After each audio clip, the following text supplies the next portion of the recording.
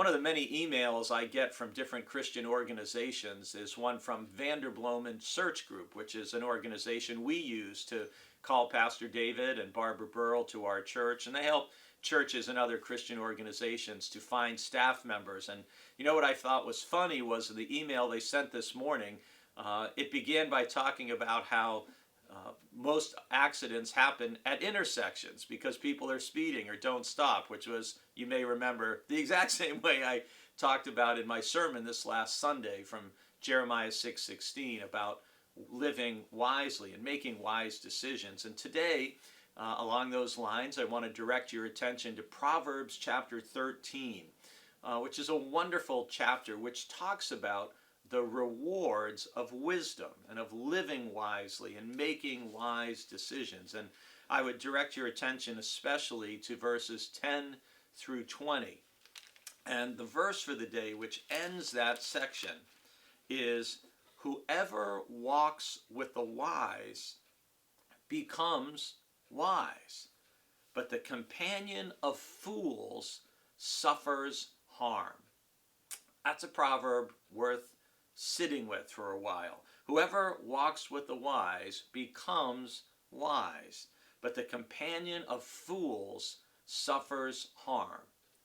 You know, later on in the New Testament, you'll hear Paul quote another proverb that evil companions corrupt good morals.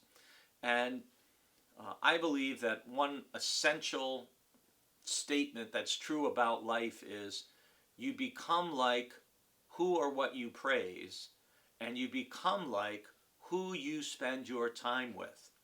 And this is why it is so critical that we choose our friends well.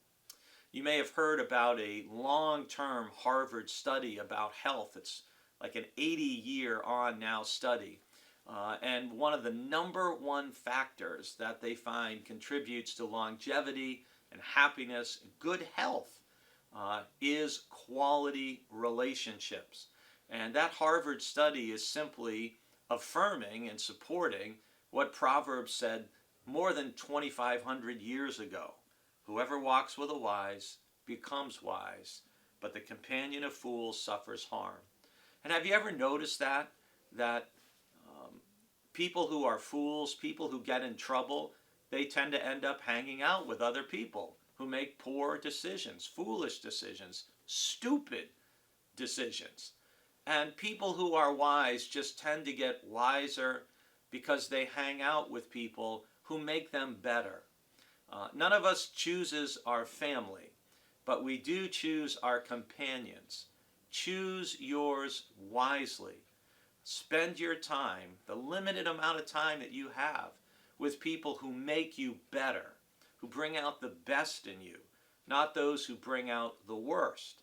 And in the same vein, be the kind of friend, be the kind of companion, be the kind of person who makes those around you better. You'll all benefit.